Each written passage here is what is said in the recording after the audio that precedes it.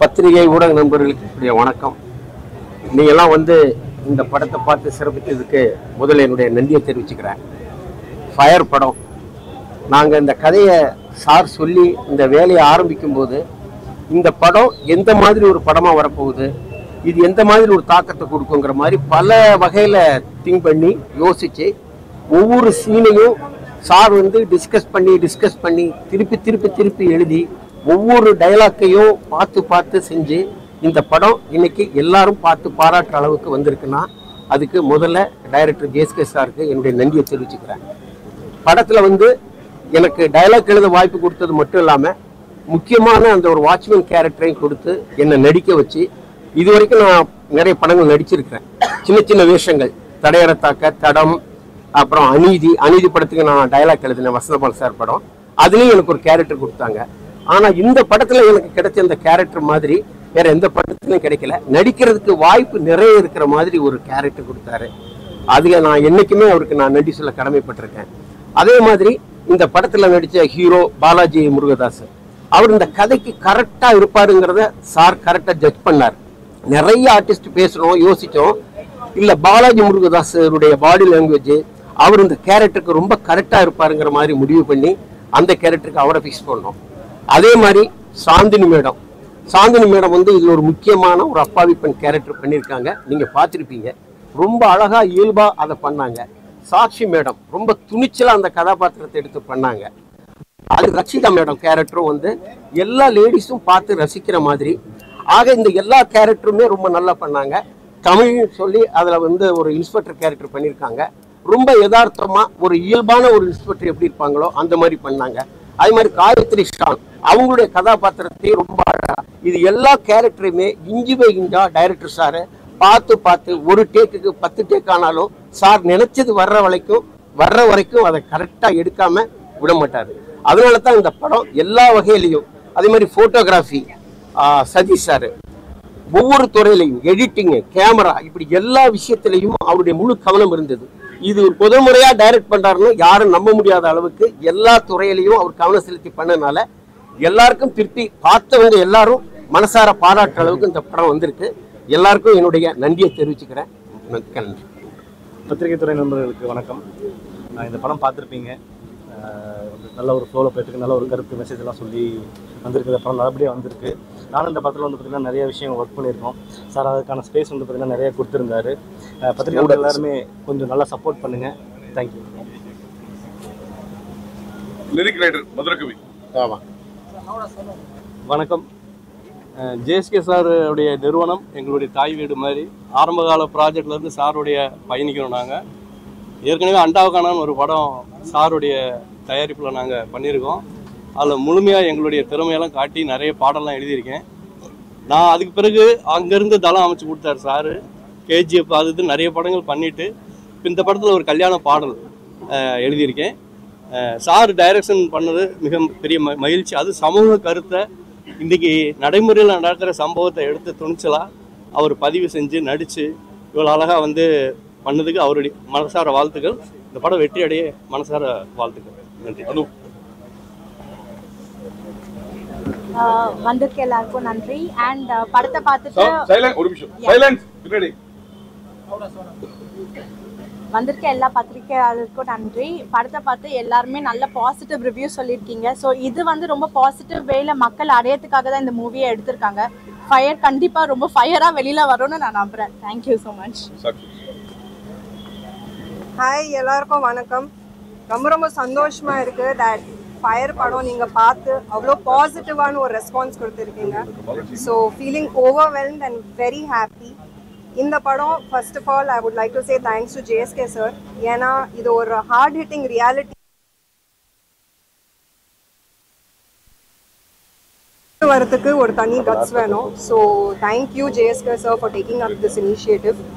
இந்த படத்தில் நம்ம நிறைய விமன் சேஃப்டி பற்றி பேசியிருக்கோம். ஸோ தட் அவேர்னஸ் அண்ட் இந்த ஹார்ஷ் ரியாலிட்டி பற்றி பேசணுன்னு ஒரு டிஸ்கஷன் கண்டிப்பாக ஸ்டார்ட் ஆகணும்னு நினச்சோம் நாங்கள். பட் அது நடந்தது. ஸோ ஐ திங்க் அதுலேயே நம்ம படத்தோட சக்ஸஸ் வந்துடுச்சு. So very very happy. ஏன்னா இன்னைக்கு பெண்கள் சேஃப்டி பாயிண்ட் ஆஃப் வியூ பார்த்தோன்னா எத்தனை விஷயங்கள் டெய்லி பேசிஸில் பெண்கள் ஃபேஸ் பண்ணுறாங்க. அண்ட் அதில் சில விஷயங்கள் நாங்கள் டச் பண்ணியிருக்கோம். ஸோ இவ்வளோ ஒரு ஃபயராக வரும்போது ஃபயராக ஒரு டிஸ்கஷன் நடக்கும்போது எனக்கு ரொம்ப ரொம்ப சந்தோஷமாக இருக்குது. ஸோ நீங்கள்லாம் கரெக்டான உங்களோட ரிவ்யூஸ் கொடுங்க. இந்த படம்க்கு தேவையான வெற்றி கண்டிப்பாக கொண்டு வரணும். அது உங்கள் கையில் தான் இருக்குது. So thank you so much. Thank you. Thanks pass. எல்லாருக்கும் வணக்கம். ஸோ இந்த படத்தில் ஒரு 2 பாட்டு பண்ணியிருக்கோம். ஒரு வெட்டிங் சாங் ஒன்று, ஒரு ரொமான்டிக் சாங் ஒன்று பண்ணியிருக்கோம். ஸோ 2மே ரொம்ப நல்லா வந்திருக்கு. நீங்கள் தான் சாங்கை நல்லா ரீச் பண்ணி நிறைய வெட்டிங்ஸ்லாம் வரும்போது நிறைய பாடல்கள் நீங்கள் பார்த்துருப்பீங்க. அதே மாதிரி இந்த சாங்கும் ரீச் பண்ணணுன்னு நாங்கள் வேண்டிக்கிறோம்.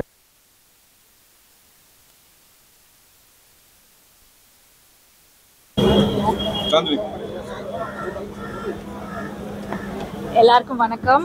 ரொம்ப சந்தோஷமா இருக்கு நீங்க வந்து எங்க படத்தை பார்த்து இவ்வளவு பாசிட்டிவ் ரிவ்யூஸ் கொடுத்துருக்கீங்க. இது ஃபர்ஸ்ட் ஸ்டெப்பான ஒரு சக்ஸஸா பாக்குறேன். அண்ட் ஜேஎஸ்கே சருக்கு ரொம்ப ரொம்ப நன்றி.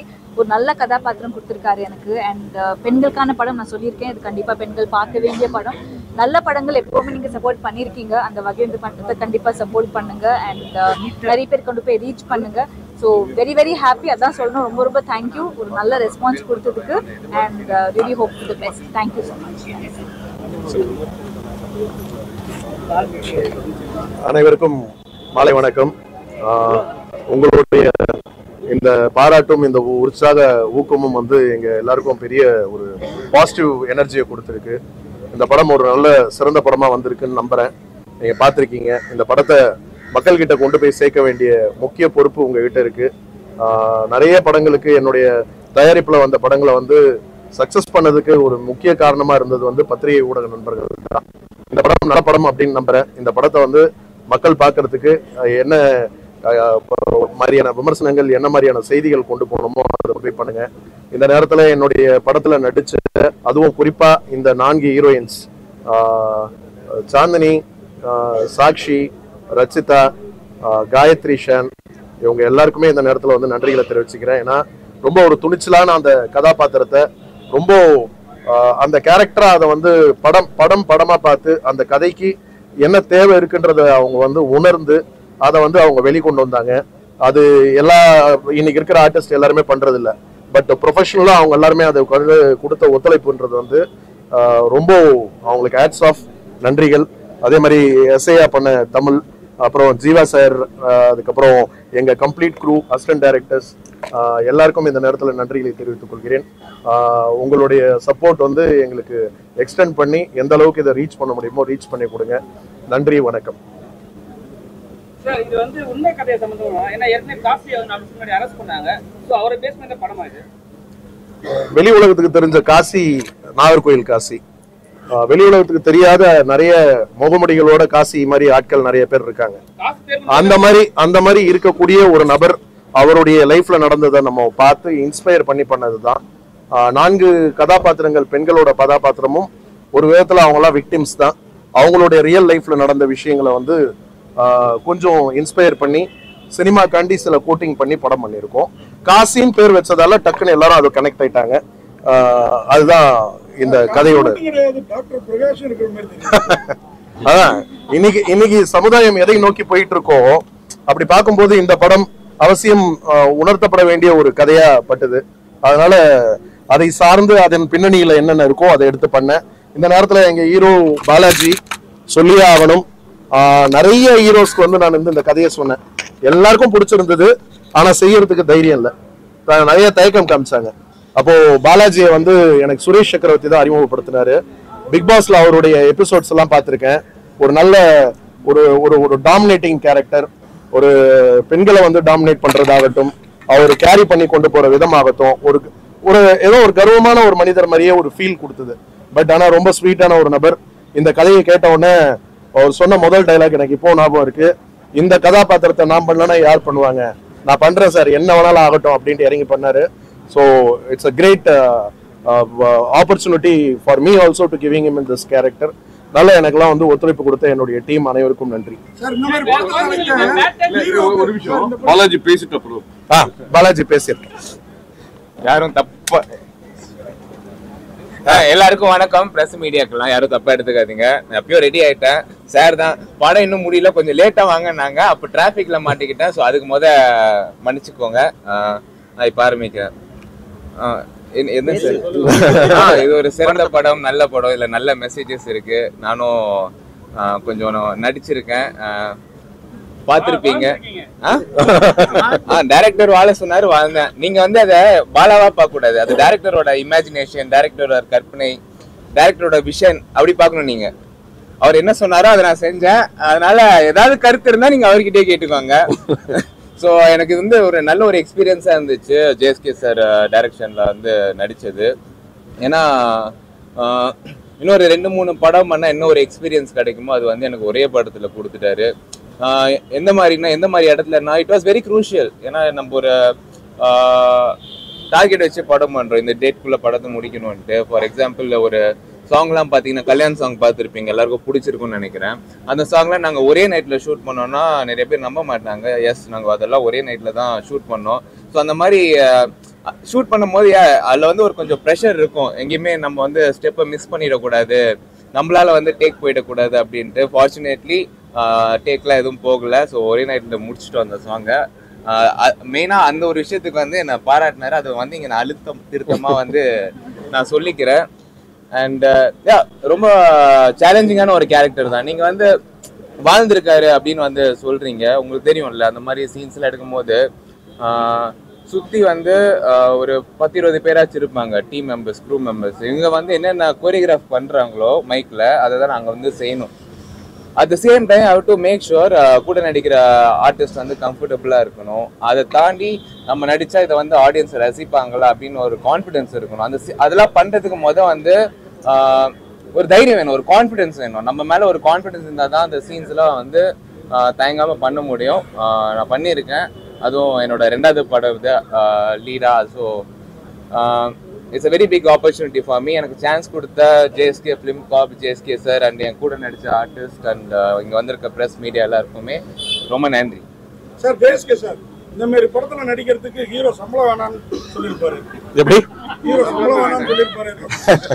அப்படிலாம் இல்ல, அப்படியெல்லாம் கிடையாது. அதான் நீங்க அவர் சொன்னதுதான். அது அந்த கேரக்டர் பண்றதுக்கு ஒரு பெரிய தைரியம் வேணும். அதை பர்ஃபார்ம் பண்றதுன்றது வந்து ரொம்ப அவ்வளவு ஈஸி எல்லாம் கிடையாது. ஒரே நிமிஷம். அவ்வளவு ஈஸியா எல்லாம் பர்ஃபார்ம் பண்ணிட முடியாது. அதுக்கு வந்து ஃபீமேல் ஆர்டிஸ்டோட அந்த ஒரு செட்ல அவங்களோட கம்ஃபர்ட் ஜோன், அதுக்கப்புறம் அவ்வளவு பேர் இருக்கும்போது அதை வந்து அதை நம்ம எதிர்பார்க்கிற மாதிரி அந்த ஒரு ரியாக்ஷன்ஸ், அவங்க பர்ஃபார்மன்ஸ் எல்லாம் வந்து பெரிய விஷயம். நார்மலா ஒரு படம் கூட நடிச்சிடலாம், இந்த மாதிரி படம் நடிக்கிறது ரொம்ப கஷ்டம். நியாயமா இதுக்கெல்லாம் அவர் கூட தான் சம்பளம் தரணும். நான்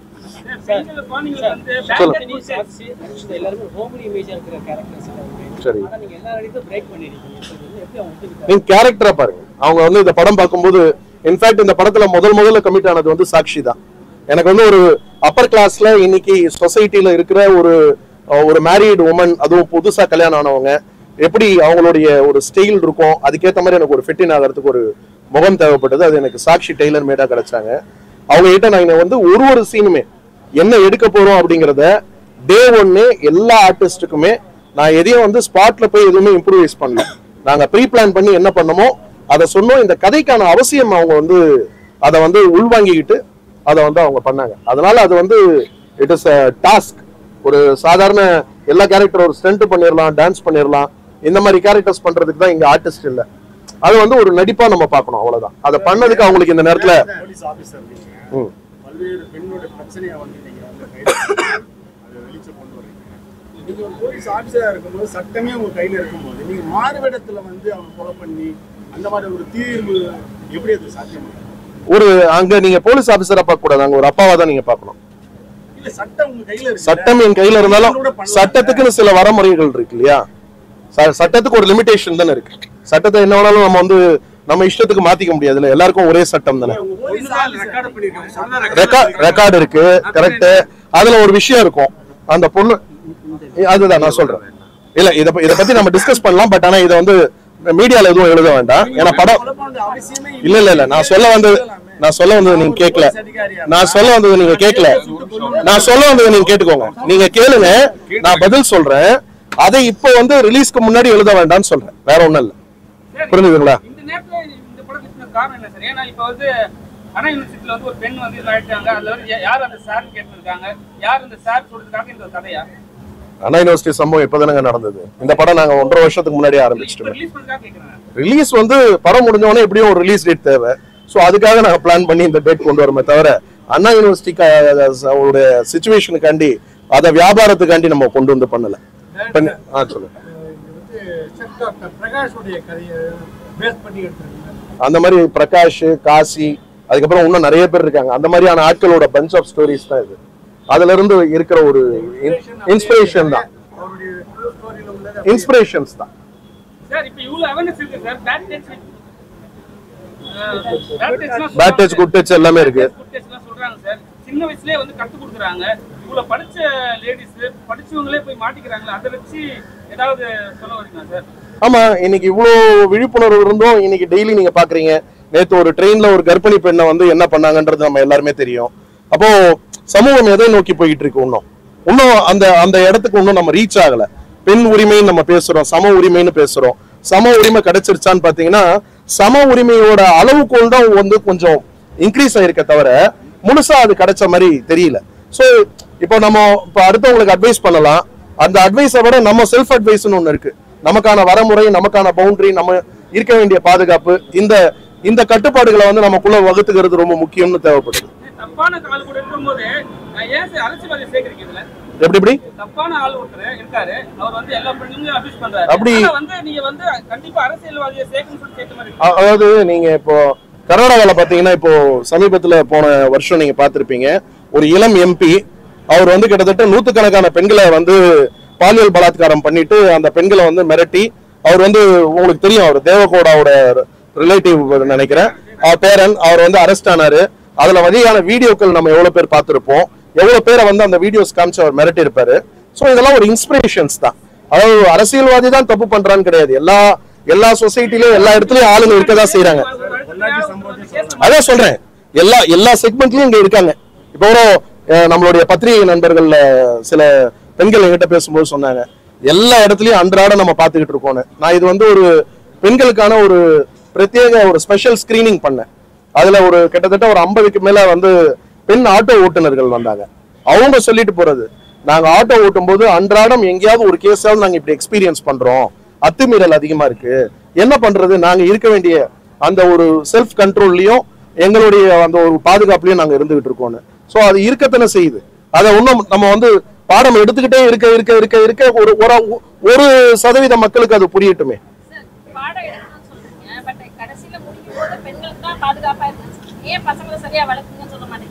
அதுதான் சொன்னேன், பெண் பிள்ளைகளை பெற்றோர்கள் வந்து இன்னைக்கு வந்து எவ்வளவு ஜாக்கிரதையா வளர்க்கணும்னு ஒரு விஷயத்த சொல்லும் போது எதிரில் உட்கார்ந்து பாக்குறது வெறும் பெண்கள் மாத்திரம் பார்க்க போறது இல்ல, ஆண்களும் பார்க்க போறாங்க. அந்த ஆண்களுக்கும் குழந்தைகள் இருக்கும். இல்ல சொல்லணும்னு கிடையாதுங்க, அது ஒரு அண்டர்ஸ்டுட் நம்ம. ஆனா வந்து யாருக்கு ஸ்ட்ராங்கா சொல்லணும்னு ஒண்ணு இருக்கு. அதுதான் நான் சொன்னேன், இந்த படம் பார்த்துட்டு வந்தா காசி மாதிரி இருக்கக்கூடிய ஆளுங்க யாராவது ஒருத்தருக்கு ஒரு சின்ன கில்ட் கிரியேட் ஆகும்ட்டு. அந்த கில்ட் தான் சக்சஸ் ரேட். இதுல ஐயோ நம்ம இப்படி இருக்க கூடாதுன்னு ஒரு சின்ன தாட் கிரியேட் ஆகும். பெண்கள் இவ்வளவு பாதுகாப்பு சொல்றீங்க, 4 பெண்கள் நடிச்சிருக்காங்க. அதுல வந்து ரசிகா வரவேல அவங்கள்ட்ட ஒரு வாட்சி கேட்கும்போது பர்சனலான விஷயம் என்னால வர முடியாது, மற்ற விஷயத்தெல்லாம் சொல்லியிருக்காங்க. அது நீங்க எப்படி பாக்குறீங்க? அவங்க பர்சனல் சொல்லும்போது நான் எப்படி பேசுறது? அதை பத்தி அவங்க வந்து ஃபர்ஸ்ட் வந்து ப்ரமோஷன் வந்தாங்க, அதுக்கப்புறம் ப்ரமோஷன்லயே வரவே இல்லை அவங்க. நம்ம இப்ப கூட இன்னைக்கு கூட கூப்பிட்டேன், அவங்க ஷூட்ல இருக்காங்க பெங்களூர்ல, வரல. பாலா கூட ஒரு வாரம் முன்னாடி ஊர்ல இல்ல, இன்னைக்கு இருந்தாரு வாங்கன்னு. சாந்தினி வேற ஒரு படம் ஷூட்ல இருந்து பாதியில வந்திருக்காங்க. இவங்க சாட்சியம் அதே மாதிரிதான் இருக்கிறவங்க அட்ஜஸ்ட் பண்ணி வராங்க. அது பர்சனல் சொல்லும்போது நம்ம அதை ஒருத்தரை போய் நம்ம அது ஒரு அநாகரிகமா இருக்கும் நம்ம ஒருத்தரை விமர்சனம் பண்றது. பட் எங்களுக்கு வந்து ரொம்ப எங்களுக்கு முழு ஒத்துழைப்பு கொடுத்தது வந்து எங்க 4 ஹீரோயின்ஸும். அதுல அதே மாதிரி ரச்சிதாவை பத்தி குறிப்பா சொல்லணும். இந்த கேரக்டர் சொல்லும்போது அவங்க வந்து ரொம்ப குடும்ப பாங்கான ரோல்ஸ் பண்ணிட்டு இருக்கும்போது அவங்களுக்கு இந்த கேரக்டர்ல இருந்த இம்பார்ட்டன்ஸ் தெரிஞ்சு அவங்களும் இந்த கேரக்டரை உள்வாங்கி எங்களுக்கு வந்து செட்ல எந்த ஒரு சின்ன ஒரு டிஸ்கம்ஃபர்ட் கூட கிடையாது, ஃபுல் கோஆபரேஷன் கொடுத்தாங்க. இந்த படத்துலதான் முதல்ல அவங்க சொந்த குரல்ல டப்பிங் பேசியிருக்காங்க.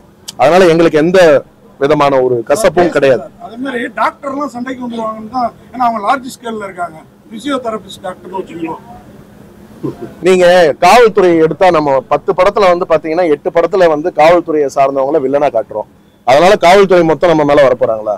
வக்கீல காட்டுறோம், ஜட்ஜ காட்டுறோம், யார காட்டல, நம்ம பள்ளி தாளாளரை காட்டுறோம். அதனால அப்படி கிடையாது, இது ஒரு கேரக்டர் தான். அதனால அது மாதிரி கோவப்பட்டு வந்தாங்கன்னா அவங்க ஒண்ணு காசி மாதிரி இருந்தா மாத்திரம் தான் கோவப்படணும். ஏன் கேக்குறேன்னா பிசியோதெரபிஸ்ட் டாக்டர் பார்மசிக்கு பிரிஸ்கிரிப்ஷன் எழுத மாட்டாங்க. அப்படியா? எழுதுவாங்க. அதாவது நீங்க காட்டு மசில் ரிலாக்சிங் மெடிசின்ஸ் வந்து அவங்க தான் கொடுப்பாங்க.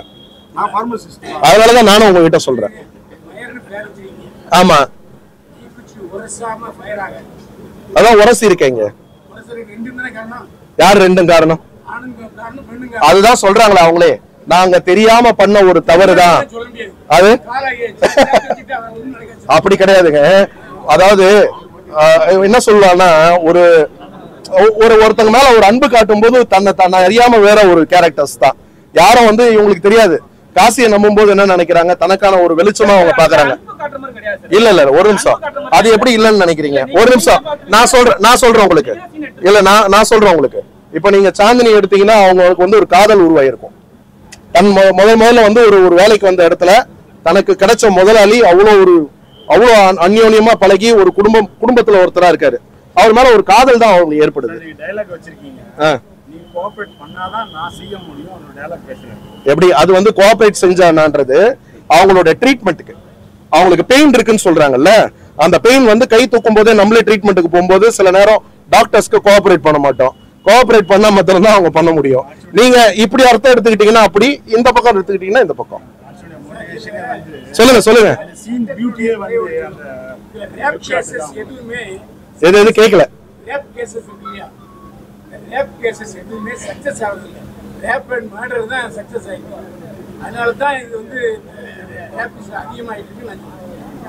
கரெக்ட்.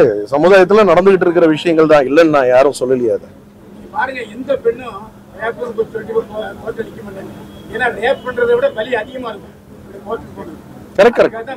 அதனாலதான் நிறைய பேர் ஒதுங்கி இருக்காங்க. இதுல இருந்து அவங்க வந்து வெளியில வந்து ஒரு கம்ப்ளைண்ட் கொடுக்கல. இதுல இருந்து வெளில வந்தா போதுன்ற ஒரு சிச்சுவேஷனு. அத காசி எவ்வளவு டாமினேட் பண்றான், எப்படி ஒரு டேக் ஆஃப் பண்ணிக்கிறான், அதை வந்து அந்த அத்துமீறல் எவ்வளவு தூரம் போகுதுங்கிறத வெளிப்படுத்துறது தான்.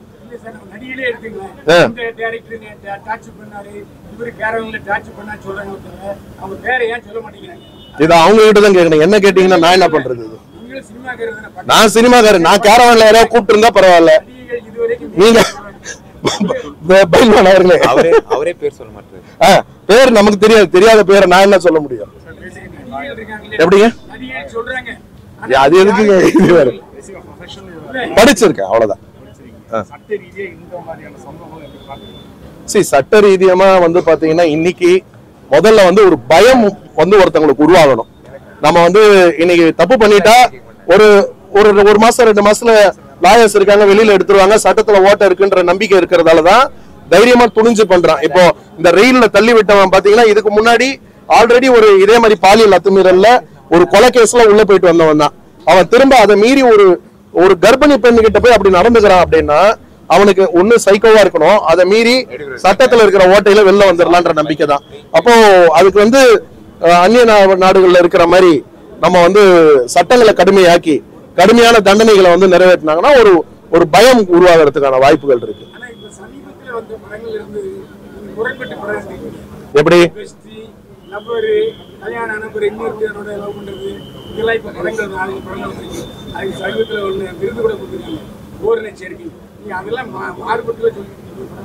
நான் என்ன சொல்லிருக்கேன்னு நினைக்கிறீங்க?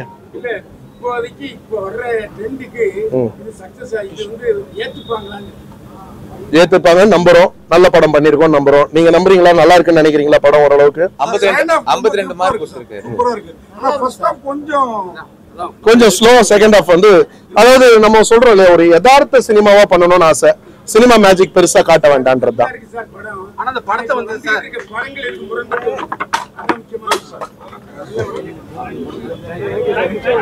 சரிங்களா? தேங்க்யூ. படத்தை நீ கவர்ச்சி கண்ணோட்டத்திலேயே படம் விளம்பரப்படுத்தும் போது நம்ம ஒரு கவர்ச்சி படம் மாதிரியே கொண்டு வரீங்களா? ஏன் நல்ல படம் அப்படி கிடையாது. இதுல வந்து த்ரில்லர் கண்டென்ட்டான கிளிப்ஸும் வெளியே வரும், அந்த போஸ்டர்ஸும் வரும். இதுல இந்த மாதிரி விஷயங்களும் இருக்குன்றதையும் நம்ம சொல்றோம். அவ்வளவுதான். படம் பார்த்த படம் தெரியுது. பட் நீ படத்துக்கு முன்னாடி கொடுத்தீங்கன்னா இது அவ்வளவு கவர்ச்சி படம் மாதிரி ரொம்ப நாளைக்கு நான் ரொம்ப அறிவுரை சொன்னா யாரும் என்ன திரும்பி கூட பார்க்க மாட்டீங்க. இதுதான் காமிச்சா. இப்ப யாரோ நண்பர் சொன்னாரு, ஃபர்ஸ்ட் ஹாஃப் ஃபுல்லா வெயிட் பண்ணிருந்தா செகண்ட் ஹாஃப்ல தான் ஃபயர் இருக்கான்னு கேட்டாங்க. அப்ப ஃபர்ஸ்ட் ஹாஃப் கார்த்தி இல்லன்னு ஒதுக்கிட்டாப்ல. சார் அதே மாதிரி வாழையில நடிச்ச அளவுக்கு ஜேஎஸ்கே அவரை பார்க்க முடியல. டைரக்ஷன் போடவும் சேர்ந்து சுமந்ததுனாலயா இருக்கலாம். மத்தவங்க எல்லாம் பண்ண அளவுக்கு நீங்க நல்லா பண்ணிருக்கீங்க. மத்த ஒரு ஹீரோ அவங்களுக்கு கதாபாத்திரம் முக்கியமா இருக்கு. எவ்வளவு தியேட்டர்கள் ஒரு 150 இருந்து 200 தியேட்டர்ஸ். அடிக்காம அவன் ஒர்க் பண்ண நீங்க ஒரு ஆள் தான் சார் இன்ஸ்பெக்டரா வந்து. அப்படியே நம்ம தமிழ் ஃபீல்ட்லயே அடிக்கவே வேண்டாம் 10 முறை ஆடுறீங்க.